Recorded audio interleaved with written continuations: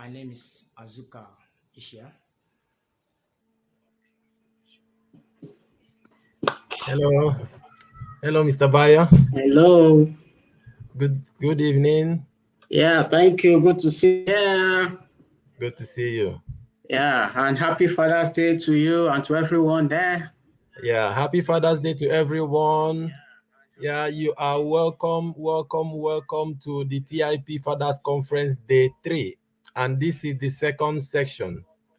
So, I'll be co-hosting. My name is Chidebere Odikolo, and I'll be co-hosting today with Mr. Bayo. Thank you. My name is Bayo Ademola. Good to have me here, and I thank God for this privilege. Thank TIP too for this privilege. Thank you so much. We have been here since Friday, Saturday, Sunday. Mr. Chidi, I was just thinking that the session we're having now is the eighth session so far. Yes, Eight yes, sessions. So on Friday we have three sessions, Saturday three sessions, and today too we're having three sessions, yes, and this is the second session. And I'm just thinking that wow, this has been so explosive. There are a lot of encounters here, encounters here. If we can just press in and just push in, just put into use those encounters, I am telling you, we are going to be transformed. Thank you. exactly. To be fair, I've learned so much from the what we've learned since Friday. I've been here learning and writing with my notebooks, and Yeah.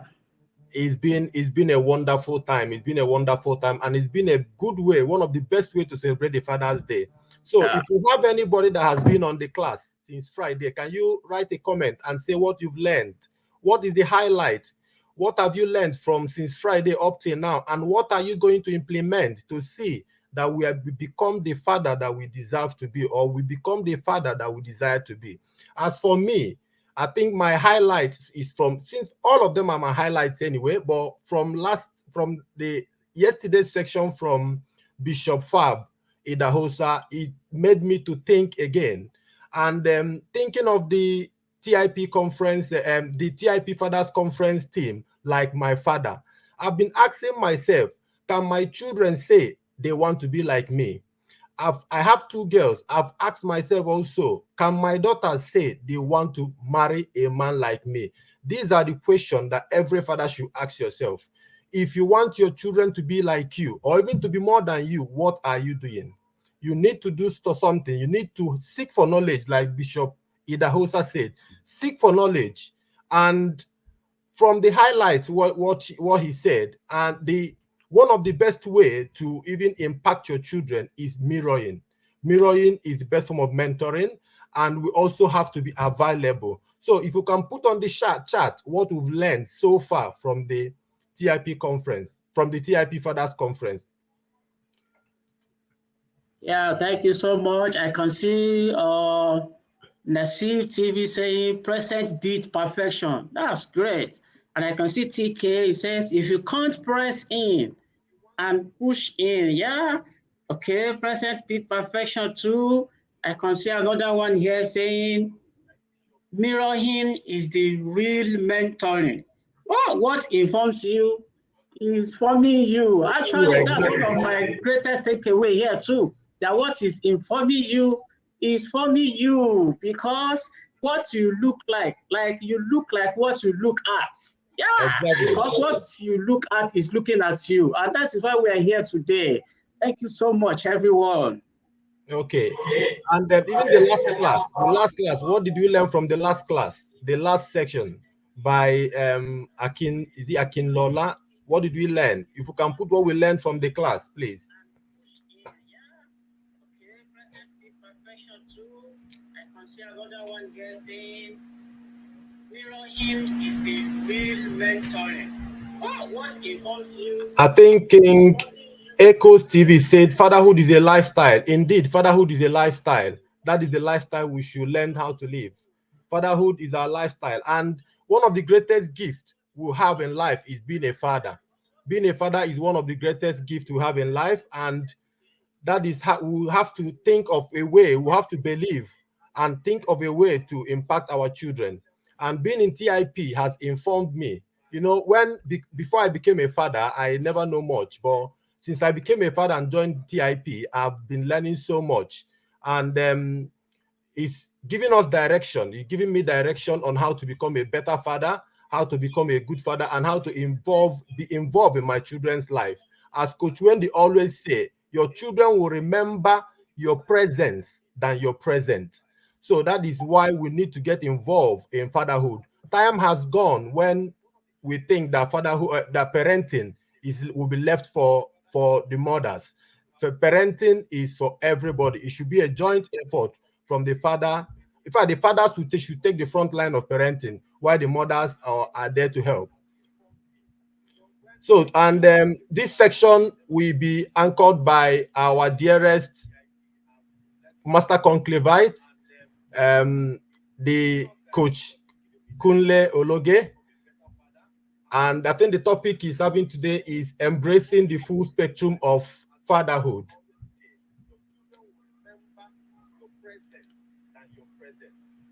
Yeah, please, before. Kunle Ologe is a marriage counselor, business mentor, and the founder of the Marriage Seal Academy. He serves as a deacon in the Living Faith Church and is a drama minister in the church. He is the convener of the annual Couples Rejuvenation Program, the Couples Conclave, which runs from January to November every year, with hundreds of couples in attendance. The Academy has several other programs like the premarital counseling program called Before You Say I Do, the singles program, Becoming Mr. and Mrs., the couples program, Marriage Basics, among others. He has written over 10 books on marriage, which have turned around the story of many marriages, including the books Building Your Marriage Plan, Husband Manual, Wife Manual, and 3 Rivers of Marriage. He runs the Kunle Ologe Business Mentorship Program, where he mentors startups, established businesses, and even individuals on how to better structure and become more profitable. He runs several successful businesses of his own, one of which is Smart Office Co-working Hub in the city of Abuja. He is a serial investor and has created wealth from property and trading over the years. He is a seasoned banker and he worked in the Nigerian banking sector for over 18 years, where he was a branch manager for over 6 years in Zenith Bank PLC before voluntarily retiring to face his career in marriage counseling and business mentorship in 2023.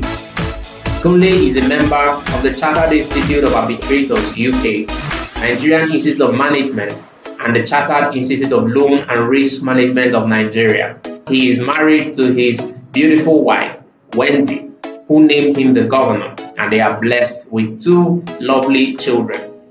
Gentlemen and fathers, with a loud and fireful ovation, let's make welcome to the 2024 TIP Fathers Conference, the governor, Mr. Kunle Ologe.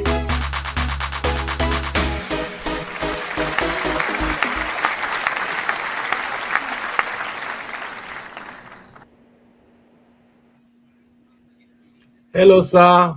Welcome, welcome, welcome. The governor, the master conclavite. You are welcome to this. Thank you very much. Section of the. Happy to be here. So happy to be here. Yeah, sir, thank you. You're welcome. You know, I've been listening to you, watching you, even underneath. You know, I just listen to you. What I like most about you is the passion you put in that call that you have discovered. Honestly, you know, myself, I've just looked at you and I say, wow, this is a passion. And I like the fact that you want to see everyone to put into practice those knowledge, those skills. And that's a great thing. And I'm happy, so happy, so excited to see you today again and to learn from you. Thank you so much. All right, thank you, sir. Thank you very much. I want to also use this opportunity to thank you and our beautiful coach, Coach Wendy Ologe, for this wonderful opportunity to co-host this with Bayo and also co-host with you. Thank you, sir. The floor is yours, sir. Okay, thank you so much, Chidi and Bayo. I'm excited to be here. And good evening, everybody. Welcome to the TIP Fathers Conference 2024. And this is the last day. I don't know about you. I have been seated and I have been watching and taking notes and listening. It's been back-to-back knowledge. And I greet all of you from all over the world. I can see you in the comment section. My big brother is here, Pastor Matthew. DK, I greet you. Joseph, I greet you. I greet every one of you. It's great to be here on this last day of the Fathers Conference. And whoa, if you've been here, then your life has been changed. I tell you the truth. If you have been here, then definitely your life has been changed. And we're just going to wrap up what everybody else has said. My job here today, as usual, is to come and wrap up what every other person has said. So I'm going to be talking today about embracing the full spectrum of fatherhood, embracing the full spectrum of fatherhood. And just be sure that you can hear me very well. Put it in the comment section and say, I can hear you. That's all I want to say. Just say, I can hear you, and I know that you can truly hear me. Now, I want to do a short, quick, sharp summary of what everybody has said, just in case you are joining us for the first time today, so that you go back and watch every single session. This year's own has been something else. We thought last year was a bomb. This year was a nuclear bomb. A nuclear bomb. Thank you very much, everybody, saying you can hear me. Great, great, great. Now, we started with Mr. Taiwo Akinlami, who spoke about the lack of father modeling in his life. So he had nobody to model to him, and his life took a turn downwards until he was able to find himself. Then we have David Folaromi, who spoke about how he was so intentional, cutting a trip to just be at his daughter's recital. Beautiful story. For me, that was my own takeaway. What are you willing to sacrifice for these children that you call your own? And then we went to Coach Chinda. Oh my God. And he talked about his vulnerability to his children. How vulnerable are you to your children? That was so instructive, because a lot of us pretend like everything is okay. But your vulnerability is what is going to help those children, so that when they miss the road, they can find their way back. Then we went to Bishop Febida Hosa. The stories, it was very short, but the stories he told about his father, stories that everyone knows his father, but he told us stories that we didn't know. For instance, his father coming home for lunch every day, even when he had visitors, for lunch with his family. Very instructive. So how many of you here are busy? How many of you claim you are busy? Because if somebody like that, I mean, we all know him. We know he was preaching around the whole world, yet he was able to have time for his family. Then, Ocholi came, and he told us how to recognize the reality of masculinity. Oh, it was, in fact, he buttressed on something I had spoken on Friday. I usually have a Friday live session, and I had spoken about vulnerability and weakness. He just came and finished the work. Then we now had Ebuka Ede. Ebuka put all of us on our toes. We were all standing like this. How many of you were standing on your toes after Ebuka's session? Ebuka's session was something else, and he gave us the insight that we need to raise an army. There's an army to be raised. Are you part of raising that army? And he spoke about partnership. You can't do it alone. Then we now came to today. And as usual, Mr. Akinrokpo came and told us some of the things he went through and how he had what he called oppressive fatherhood, and how your children will do what you do. So if you are oppressive as a father, they will oppress their own family, and you'll be alive to see it, unfortunately, and it will pain you. He told us we rent for the future. This is a summary of, so if you missed any of them, just in case you missed any of them, just go back. When we are done today, go back.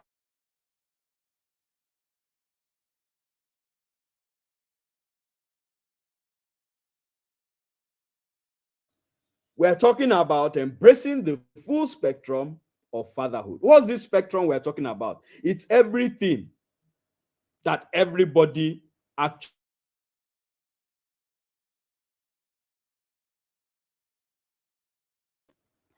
Let's take just a few seconds to switch our network so that you can hear me clearer. Just 2 seconds, because to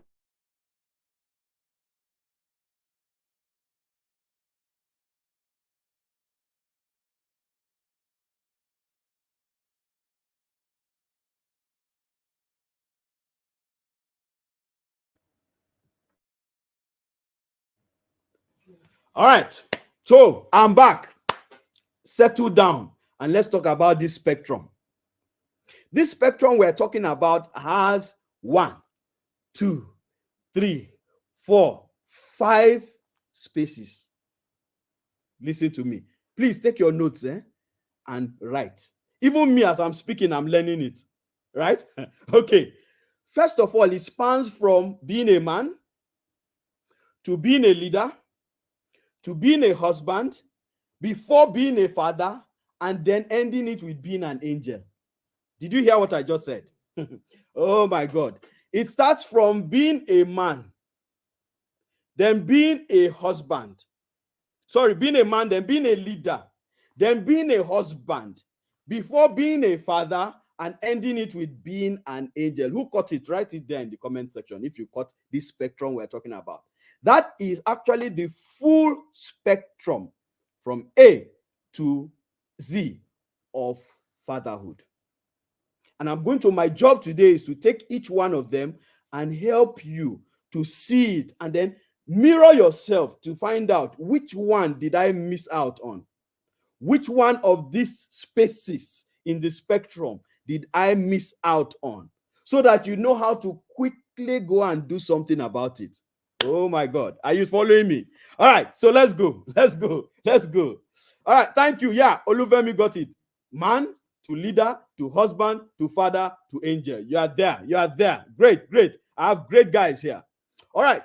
So let's start with being a man. Now, man is the first creation, first human creation of God. So when God created man, he created Adam. That was the first creation. And the job of Adam was to dominate the whole earth. Dominate everything, animate or inanimate. So things that are alive, things that are not alive, his job was to dominate it. Now, the eagle is said to be the king of the skies, right? But it's only the sky that the eagle is the king of. The lion is said to be the king of the jungle. You can say king of the land. If he goes to the sky, he's not a king. The shark can be said to be the king of the sea. If he goes to the land or goes to the sky, he's dead. He's not a king. The only person or the only entity that is king of all these spheres, and don't mind me when I say spheres, my first degree was in geography, Joe. Just follow me. Now, the king of all these spheres is man. Because man was created to dominate all. So man was created to dominate the sky, was created to dominate the land, was created to dominate the sea. You will ask me how? I'll tell you. Are we not flying? We've been flying for how many years now? We've been flying. So humans have been flying. We have dominated the sky. Are we not doing all kinds of things and constructing all kinds of things on earth here and using timber and using everything on earth to create things? Have we not dominated the ground? We have.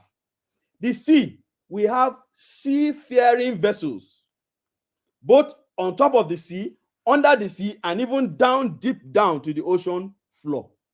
Have we not dominated? We have. So man was created to dominate all. Are you following me? Now, remember that the first one is being a man. That's what we're talking about now. The first spectrum of fatherhood, or the first part of the spectrum of fatherhood, is being a man. And as a man, you are supposed to dominate. Ask yourself, am I dominating? It is being courageous. That's being able to conquer fear. That's what being a man is. The difference between a man and a woman is that if we are in a room or a place now and a snake comes in, the children will run. Your wife will run. You can't run. Do I have a weakness in the house? The children will run, they will leave you. Your wife will bail. You need to kill the snake. Now that's where courage comes. Now, courage is not the absence of fear. Courage is the ability to overcome fear. So to be a man means to be courageous. Ability to see fear and say, I will overcome you. Are you following me? Now, it is being physically strong. That's the next one. That's the third attribute of being a man. Being physically strong. So naturally, men are created physically stronger than women. In fact, the Bible says that we should treat the woman as the weaker vessel. The weaker here that is talking about has a lot to do with the physical ability, not the mental or emotional, the physical ability of the woman. So as a man, you are created strong. And you need to enhance this strength by making sure you do exercises, eat well. I don't know how many of you pump metal. It's all part of it. All join.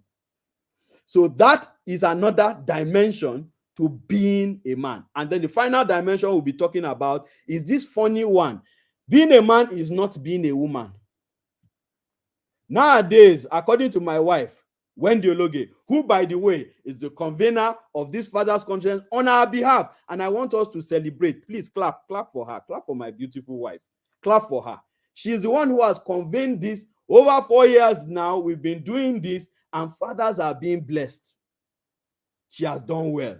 My wife, you've done well. Now, going back to what I'm saying, being a man is not being a woman, my brothers in the house. What we are seeing now are ear-piercing, hair-plaiting men. Moving around and behaving as if they are men and women. I don't know. Choose one. Are you a man or are you a woman? Choose one. It is not okay. Somebody will tell me now that, no, coach, don't go there. I will go there. You may tell me, no, I'm still behaving like a man. But why do you want to look like a woman? Why? Why do you want to pierce your hair? Why do you want to make your hair? Why? What is wrong with cutting your hair like a man? Let us see you and not make a mistake. That's why some men are hugging other men from behind, not knowing that they are hugging men, thinking that it's women. Some of these things are anomalies. Let us not celebrate it. There's nothing to celebrate about it. Thank you for all of you that are celebrating my wife, by the way. God bless you. So this, sort of summarizes what being a man is. Now, let's move to the next part of the spectrum. The next part of the spectrum is being a leader. Being a leader. So when you have become a man, because by birth you are a man, coming out of your mother's womb, you are a man, right? Now, from being a man, you now need to be a leader. All this one is before you be a father. These are things you should have done before you became a father. Like I said, be watching all I'm going to say about these different parts of the spectrum and check which part of this spectrum am I deficient in. So being a leader, first thing we have there is that you need to have, it is having vision. You need to have a vision as a leader. You need to know where you are going. Where are you going? What is your purpose? What is your vision? Because it is your vision as a man that the family is supposed to latch on. Did you hear what I said? It is your vision as a man that the family is supposed to latch on. So what is your vision? Do you have one? Or are you just living life day after day because they just told you you're a man? So you're a man, all you want to do is work, make money, send your children to school, and die. Solomon Grundy kind of style. How many of us remember that rhyme? Solomon Grundy, born on Monday, Christian on Tuesday, married on Wednesday, took ill on Thursday, and so on. And then at the end, died. That's all. He just married and died. You need to be a visionary. The next one in being a leader is that you need to take responsibility. Leadership is taking responsibility. So stop blaming people. Stop looking at other people to blame for things when they happen. Blame yourself. You know, at the Marriage Seal Academy, where we have the couples conclave program, the 11-month program of the academy, I often tell them that your responsibility as a man, you are responsible for everything. I think Ocholi did a very good job yesterday. In fact, he was saying it. I was asking, did he read my notes? So I won't say too much about it. That session covered it. Everything is your responsibility. Your wife was only given delegated authority. So you give your wife delegated authority to cook, to wash, to take care of the kids. They are all your responsibility, sir.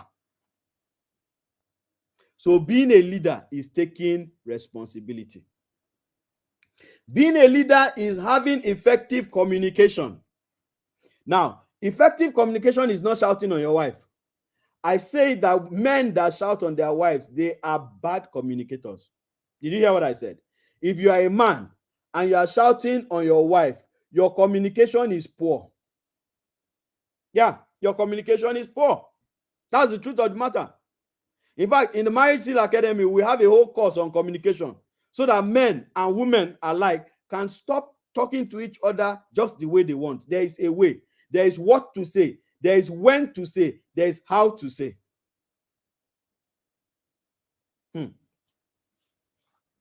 Now, being a leader is also having influence.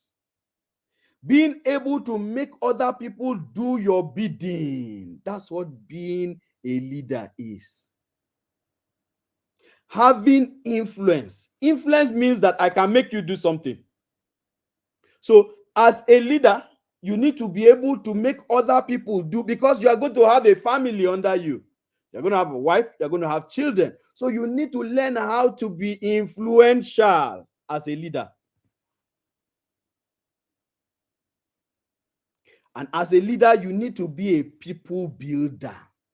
You need to be a people builder. This part is very important because you are going to build people, your children, even your wife. It's expected that you build them. God gave them to you, not for you to just start looking at him to do everything, but for you to do what you're supposed to do. You are supposed to build them. You know, while I was working in the bank, I was privileged from the first year to be in leadership positions. So I was always leading. I always had people under me, and I learned how to build people. I learned how to take somebody raw and help to chisel until we have a refined product. In fact, at a point in time when I was in the bank, they used to send to me people that had issues in other branches because somehow they just knew that people would come to me and get refined. Now, I didn't even know at that time that I was doing that to help me to build now I'm building my own children. I was doing that before I was even married, before I even had children. Now, the skills I had as a leader helped me to be a good father. Are you seeing how it's moving down? So you must be a people builder, somebody who can take people the way they are, refine them, and move them forward. Now, as a leader, you must have integrity. Integrity is doing the right thing always. That's integrity. People must be able to stand by your word because your family needs to also stand by your word. So as a leader, you need to have integrity. And then finally, on leadership, as a leader, you need to be resilient. You need to learn not to give up easily, to be able to hold on to something and continue doing that thing. So that's the second part of the spectrum. The first part is being a man. The second part is being a leader. Let's move to the third part. And the third part is the interesting part for me, because that's the one that I operate in. That's being a husband. So, of course, you heard my introduction. I'm a marriage counselor. So that's what I do every day. Every day, I am helping marriages to become better. Every day, I am counseling people to help them to navigate their marriage better. Every day, I am writing books on marriage. I'm designing courses of marriage, all to make marriages better. That's what I do day to night. So permit me, this is where I'm going to spend a lot of time, because the truth of the matter is that if your marriage is not good, your parenting is going to be whacked. You need to have a good marriage to be able to sit down well and parent. And marriage starts from the husband, not the wife. Hello, somebody. Your wife was sitting down in her father's house. You are the one that tiptoed there and went to tell the father that I want this your daughter, and I want her to be mine. I will take care of her even better than you took care of her. And you are giving your wife. So you started the family. When I see men who don't stand up and ensure that their families stick together, I see men that are irresponsible.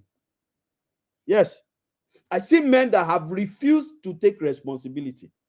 I see men come, couples come to me, and I'm seeing the issues that they have, and I'm wondering, why is the man, or why did the man allow the issues to get to this stage before seeking help?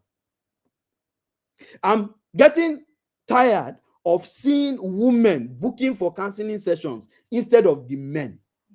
While the men are sitting down, they know, they can see that their marriage is decaying day by day. Then they are sitting down, and it is the wives that will come and look for how to repair the marriage. It's wrong, sir. And if you are listening to me right now and your marriage has a challenge, change. Remember what we said from the beginning. You need to be a leader. The leader takes responsibility.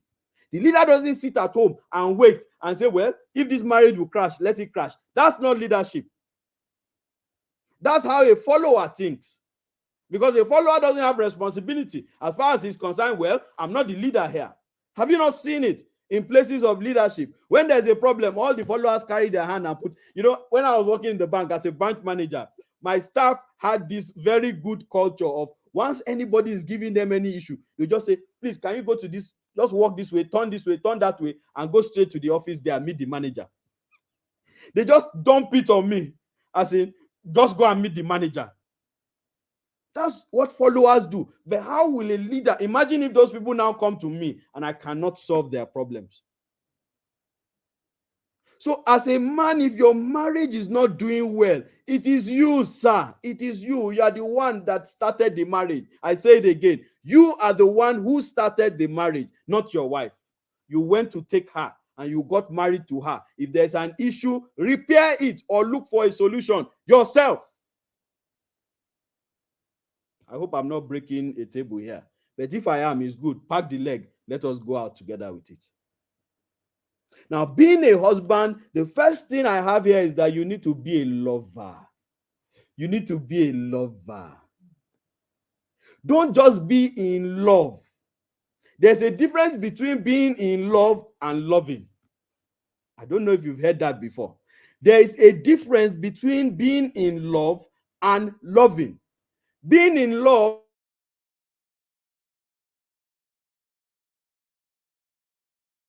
that's why people can fall out of love. So you fall into love, you can fall out of love. But when you love, it is unconditional. So it doesn't matter what your wife does to you, good or bad, you will love. In fact, it's a command from God. Let's read it. So in the book of Ephesians 5:25 to, it says, husbands, love your wives, even as Christ loved the church and gave himself for it. So love is sacrifice. So if you cannot sacrifice for your wife, up to you dying for her. I mean physical, this death they were talking about, Christ didn't die spiritually. He died physically. So when the Bible says as he gave himself for it, it means you should be ready to give yourself for your wife. If you've not reached that part in your life, then there's a problem with your love. It's questionable. So you must be ready to give yourself. Then look at this part of that same Bible reading. It says, it continues, it says, and gave himself for it, that he might sanctify, cleanse it with the washing of water by the word. It was Jesus that was sanctifying the church and cleansing it. So husband, if you are the one representing Jesus, you are the one who will sanctify your wife. You are the one who will cleanse. So don't sit down and say, my wife has a problem. If your wife has a problem, that's why you are there. You are there to cleanse the problem. You are there to repair it.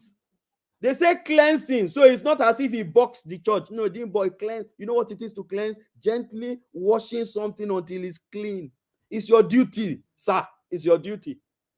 He said that he might present it to himself a glorious church. So you are the one who will benefit from it at the end of the day. I don't know if somebody is following me. If you are following me, say you are following me.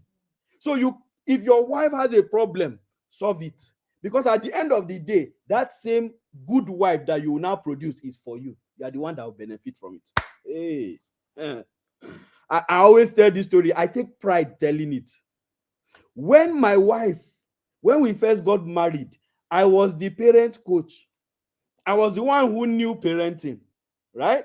So I was the one who used to tell my wife, no, don't do this, don't shout, don't do this.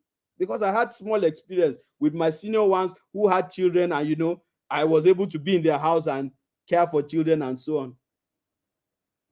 But as I was repairing her, cleansing her, are you following me? As I was cleansing her, she now became very clean, so sparkling clean. Now became like something that they use bleach to wash, and now started shining more than me. Now she's the one helping me. The glory has come back to me. Now everybody calls me governor on behalf of my wife. Who is benefiting now? Is it her or is it you? I don't know if you are following me. This verse, if you've never read it before, go back home and go and read it again. In fact, the entire chapter, that entire Ephesians chapter 5, go and sit down and read it as a man and have understanding. How do you people say? Receive sense. So that's the first part of being a husband. You need to be a lover. You need to be a lover. You need to be a lover. Stop all this. You are loving people up and down. Loving this one. Loving Amaka. Loving Bolanle. I'm sorry if that is your name. But stop loving people up and down. Love your wife. Your wife was the one you married now. If you are not going to love her alone, why did you marry her? You should have stayed as people who don't, you understand the kind of people I'm talking about, without being married. But you chose to marry, which is a good thing. Now, don't use your hand to spoil it. Recently, I launched my new book, How to Stop Your Spouse from Cheating. How to Stop Your Spouse from Cheating. The book, we launched it on Friday, that sold 100 copies. Do you know the funny part? It is the women that are buying it the more. And that's painful because it kind of sends the signal that there are a lot of women that are being cheated on by the husband. We are the husbands, though. It's not, the husbands are not in mass. It's we, all of us. We take the blame, all of us. So please love your wife. It's so important. Oh dear, my time is running. Let's move quicker. So the next thing is being a provider. A husband is a provider. A husband is you should provide all the needs of your family. I didn't say wants, because wants can go on and on. But you should provide all the needs of your family. What are the basic needs? Shelter, food, clothing. Then things like school fees and all those things. Those are needs. It is your responsibility. It's not the responsibility of your wife. If your wife is bringing money to the table, she's helping you. So don't now sit down at home. It is if every man that I see or I hear of that is sitting down at home, let's go back to leadership. That's irresponsibility. Irresponsibility. So you should be the provider. Do all you can. I've told people before that if everything I have is taken away from me, I will push wheelbarrow for my family to eat. If you have not reached that point in your life, then that's where you are lacking. You know, I told you this spectrum. You need to check it and ask yourself, where am I lacking in this spectrum? So be a provider, because it's a sin for you not to provide for your family. Let me read where the Bible says this in case you do not know. It says in the book of 1 Timothy 5:8, it says, but if any provide not for his own, and especially those of his own house, he hath denied the faith and is worse than an infidel. What more do you want to hear now? I think that is the end of the matter. So a husband is a provider. You don't only provide funds as in money, you provide your time, you provide your energy, you provide your body. It's all part of it. That body that you want to go and provide outside, provide it. Is for your house, it's not for outside. It's for your house. Talking about this body thing and outside and men cheating, let me address it. Let me say it a little bit, because your wives told me to tell you this. Yes, they had a conference and told me, Coach Kunle, when you are going, tell our husbands this. Now, do you know that every time you take yourself and you sleep with somebody else, you are creating an association, a lifelong association with that person? It is called a soul tie. A soul tie can only be broken by God. It means that anything that affects the person is permitted to affect you. You didn't know this, right? I have some conclavites here, and the conclavites are the people who are in the couples conclave. So they understand this one very well. So all conclavites are very faithful to their wives, because they understand that when you go and join yourself to an harlot, like the Bible says, once you join yourself to an harlot, you become one flesh. One flesh, you become the same. Because God created sex in marriage for just marriage. And one of the functions of sex in marriage is bonding. So when you join yourself with anybody, you are bonded with that person for life. Only God can break it. I'm going to be talking more on that in the course that is coming up at the end of this month. 28th to 29th, we have the course coming up titled Renewing the Marriage Bed. We're talking only sex for 2 days. Raw, open. If you think that today is open, wait. When you come on that course, it will be raw and open. And if you are here, you are listening to me, you've not registered for that course, register. This thing that your wives come to complain that they are not satisfied in bed is not okay. It's not okay. No, it's not. You marry somebody that you know you're going to marry for a minimum, depending on how long. I mean, when you got married, you marry somebody for a minimum of 50 to 70 years. And for those years, the person is frustrated in bed. How bad? That's wickedness. As a marriage counselor, I've been counseling now for 11 years. I've heard all kinds of things. And responsibility again comes to play, because it is irresponsibility for your wife not to be satisfied in bed, and then you are okay with it. You don't care. You are satisfied. You move on. You reach Jerusalem and finish your trip, your pilgrimage to Jerusalem. You just go. The person you were supposed to go to Jerusalem with, you don't care. So let me not turn this into a sex course. Husbands that are here, don't let your wives be the ones registering for things. It is not good. We'll reach there. Let me move on. The next one is that as a husband, you are a protector. So you protect your territory. Nothing should affect your territory, even yourself. So you protect first from yourself.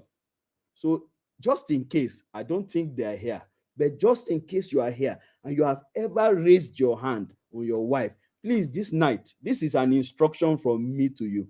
It's not a plea. It's an instruction that will save your life. This night, go and kneel beside your wife and apologize. Because what you did was sacrilege. Raising your hand upon your wife was not protecting her. You are supposed to protect her. Then you are the one that is inflicting a pain on her. That is sacrilege. Go and apologize to her. Because one of the things you are supposed to do as a husband is to protect. Is to protect. And then finally, on being a husband, I just tried to summarize each one. Each one of these is a full course So I'm just summarizing it for the time that we have. So being a husband, finally, you need to go and learn. We are having more women now that are learning. Very, very soon, we are going to have husbands that look stupid and wives that are professors. Did you hear what I said? Very, very soon, we're going to have many husbands that look stupid and wives that are professors, because men are not learning. As far as I mean, according to you, you know it all.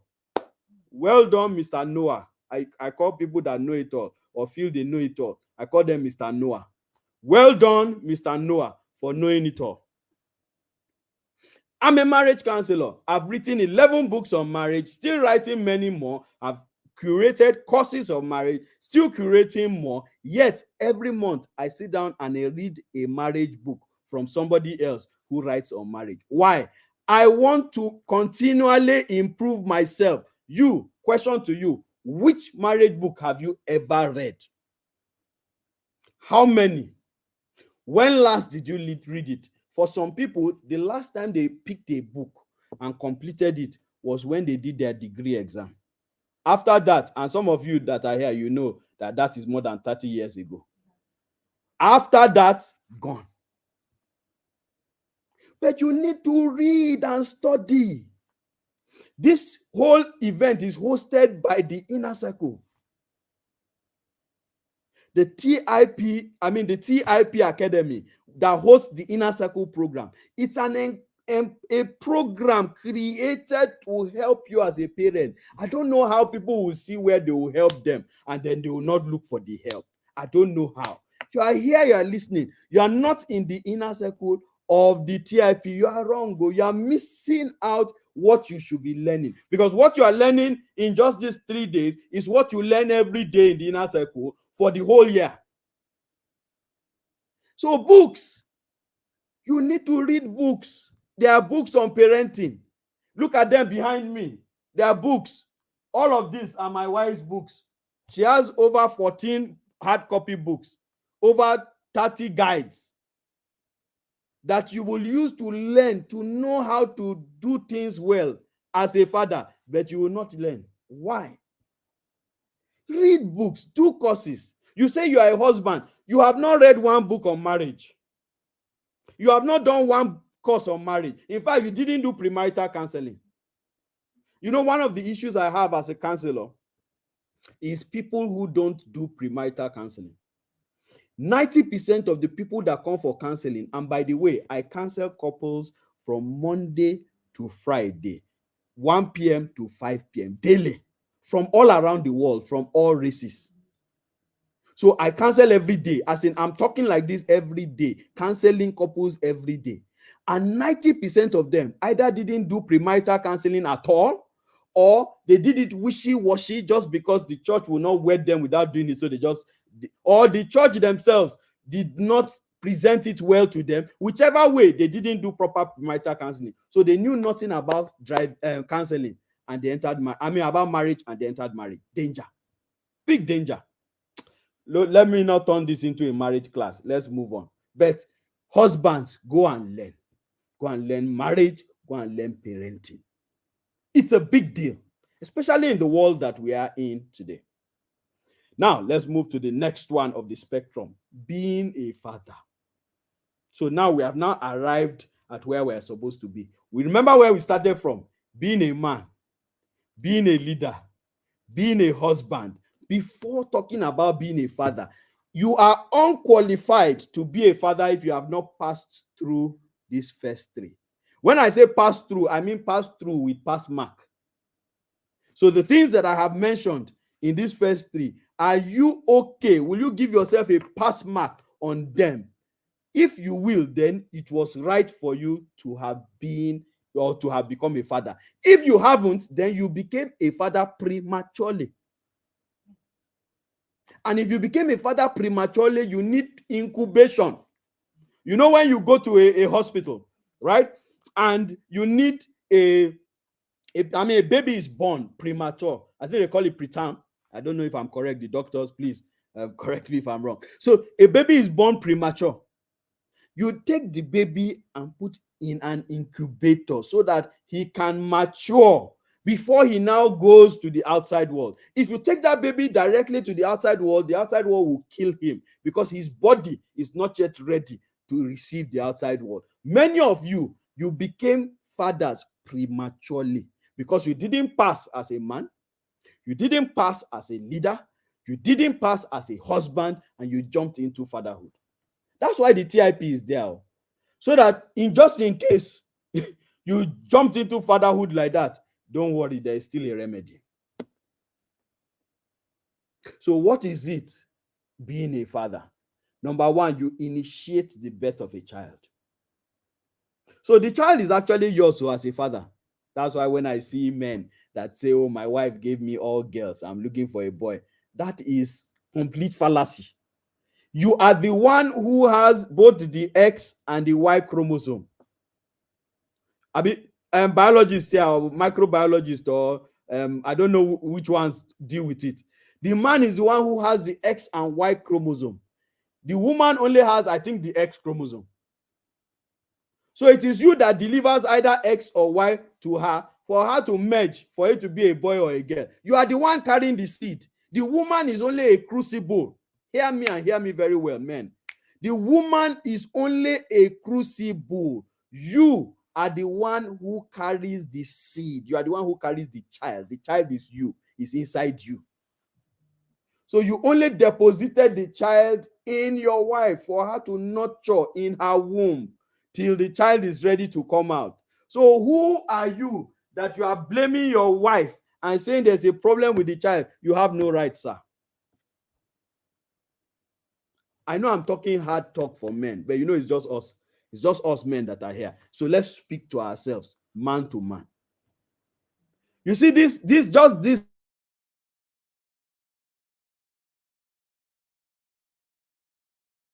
a whole chapter in the wife manual that talks about childbirth from inception. That's from when you got your wife pregnant to how she carried the pregnancy to how she gave birth to after the pregnancy. I wrote a whole chapter because men don't understand this thing. They don't understand it. And because you don't understand it, that's why you treat your wives anyhow. And then at the end of the day, the children are suffering for it. So it starts with initiating the birth of a child. Then it moves to being a good man. So everything that I said before, you now need to have good of it. So you need to do pass mark. So you need to be a good man. You need to be a good leader. You need to be a good husband. And then you now need to be a good guide. That is when you can say you are a father, sir. It's not just giving birth to the child, that you impregnated your wife, and then your wife gave birth to the child, and then you went for naming ceremony. You now say, I'm now a father. It doesn't work like that, sir. For you to say I'm a father, you need to have been a good man, a good leader, a good husband, and then a good guide. Because at the end of the day, it is you that will guide the children. God says, I know Abraham, my servant. He will command his children. It's you. Did they ever talk about Sarah commanding the children? No. Sarah's own is just to help Abraham. It is Abraham that will command the children. So it is you that will guide. You are the one that will guide. And everything we've learned from all the other speakers ahead of us have taught us how to guide. You need to show an example. You need to be a model. You need to be in front.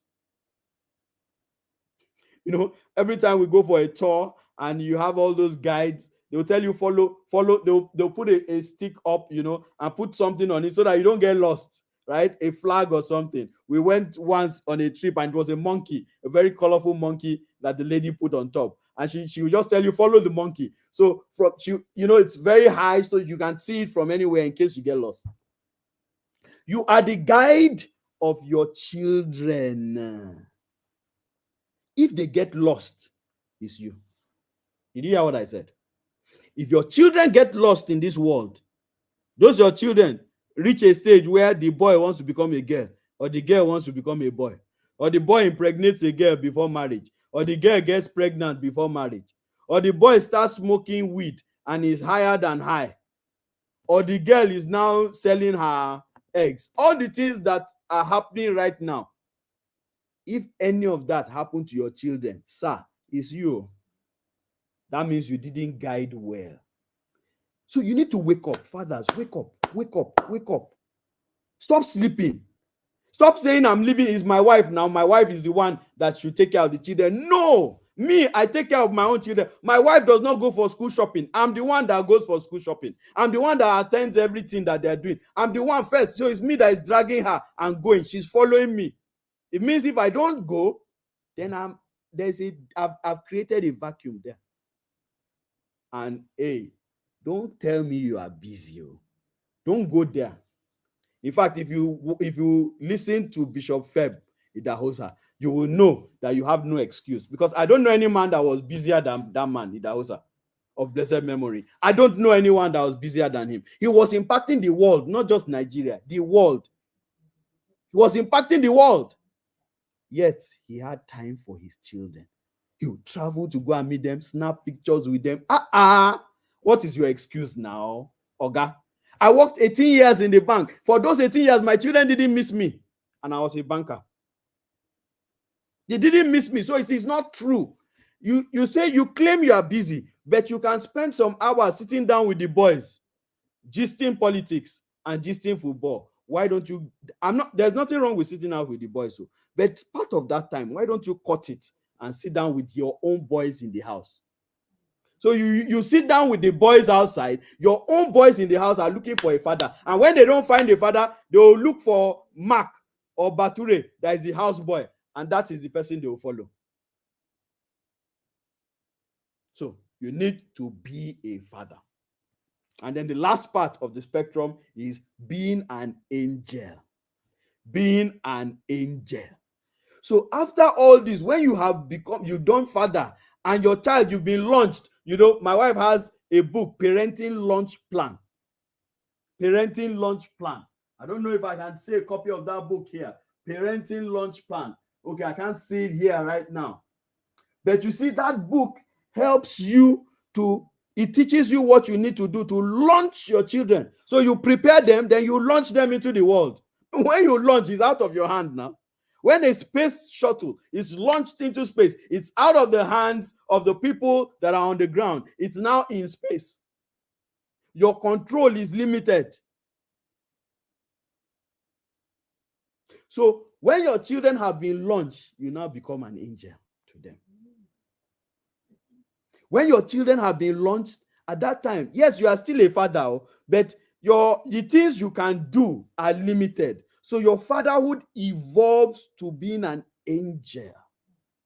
And being an angel means you now become a prayer warrior.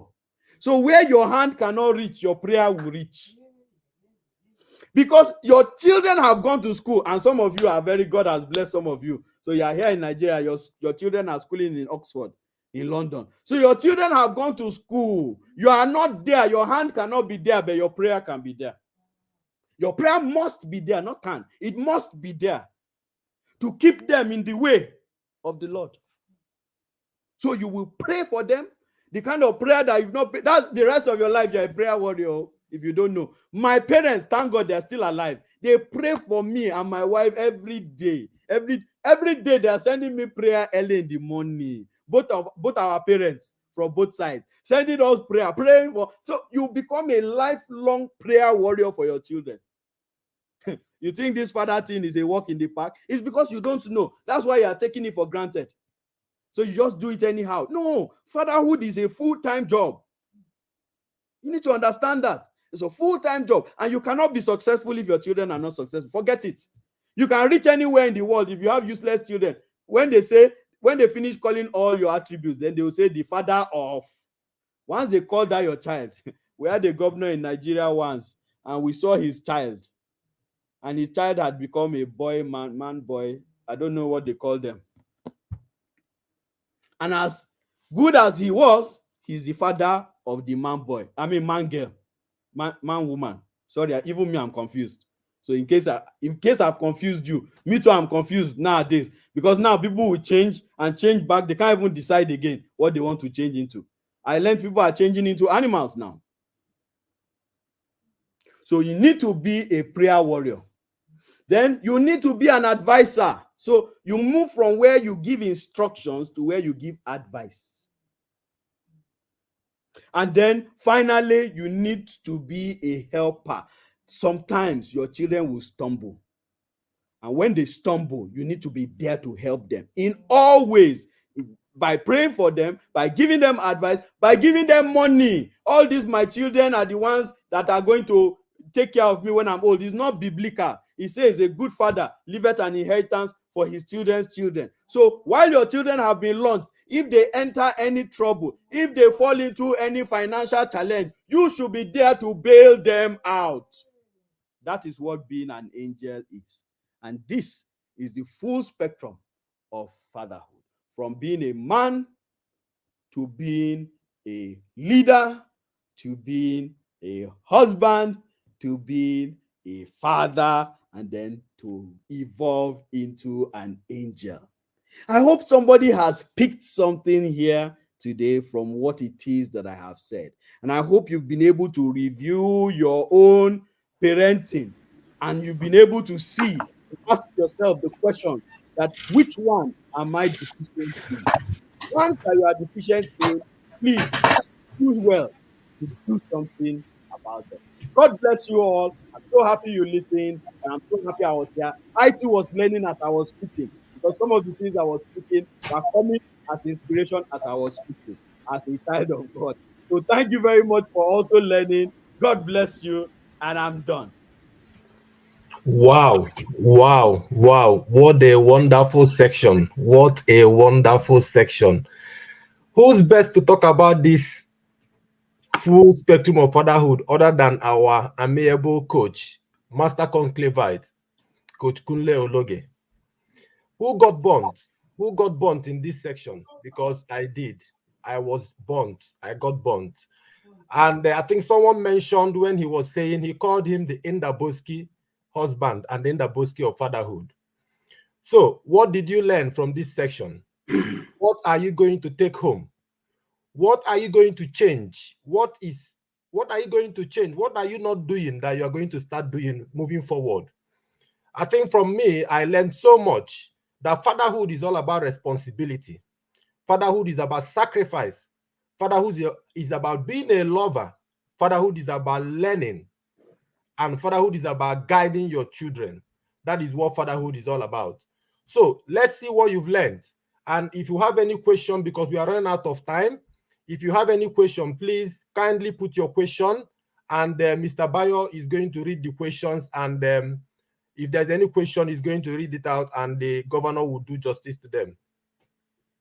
Honestly, I don't know about you, but for me, I don't even feel like people should ask questions now.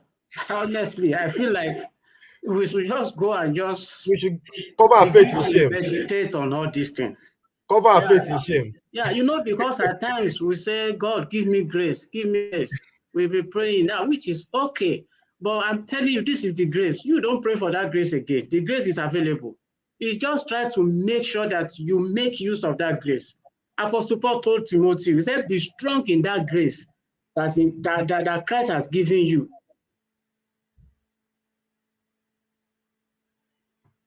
I think Mr. Bayo is hanging, and someone said, wow, you are the governor indeed. Yeah, it got to a point that I could not write again. I was just stuck. Honestly, let's just go and just meditate on this thing and say, what can I do in of this to make a difference? Because a transformed person, it can only transform the family. If you are not transformed, you cannot transform your family, you cannot transform your society. This is a great session, very explosive one. Thank you, sir. God bless you. Thank you, sir. Thank you, sir. God bless you. You really did justice to this, and this is a moment of sober reflection. Like Bayo said, I don't think there's need for any question, but if I will just go through to see if there's any question, and then we'll read them out. But beside that, everybody should just go and think, reflect on what the governor has said. And we need to, I will advise everybody to rewatch this section again, watch it over and over again, and pick out points, valuable points, and things they are going to change in your life. I've written out mine. You can see my book is filled. I've written out so many things I'm going to do starting from today. So let's reflect on this and pick out things that we're going to change. And we believe that God is going to help us, and we're going to help ourselves too by seeking knowledge and seeking learning. If you are a father here and you've not registered as an Intentional Parent Academy, please, I think the display is on the screen. The number to ring or WhatsApp number to call is on the screen. Please kindly call the number that is displayed on the screen now and ask how you are going to become a part of this team. As a father, we all need an accountability partner. We need an accountability system, and that is what TIP offers to us, to hold us accountable and to train us to become the best father that we want to be. I don't know if there's any question. And Sorry, let me read this post. Look at this. Say, yes, coach. Your mom and I have learned much from this session. Thank you so very much. Thank you very much. Wow. And I can't wait for the next session. I can't wait. I'm telling you, I can't wait. Let's yeah. So we want to see where Kunle Ologe came from. I can't wait. The roots. We want to see the roots that We build want the to see fruit. the roots, yeah. That build the fruits, yes.